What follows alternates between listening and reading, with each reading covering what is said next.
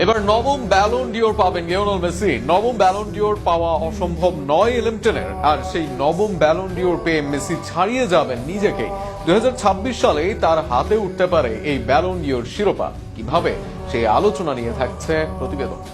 গত মৌসুমে ব্যালনের দৌড়ে সেরা 30-এও ছিলেন না তিনি। অনেকেই বলেন মেসির ব্যক্তিগত অর্জনের পরিসীমা হয়ে আসছে ক্ষুদ্র, কেননা ইউরোপিয়ান ফুটবল থেকে দূরে মেসি। যদিও মেসি যেখানেই যান মেসিকে ঘিরে থাকে সব নজর, তবে পুরস্কার অর্জনে প্রাধান্য থাকে ইউরোপের ফুটবল। বিশেষ করে ব্যালন ডিওরের মতো পুরস্কারে দেখা হয় ইউরোপের বড় ক্লাবের বড় খেলোয়াড়দের পারফরম্যান্স।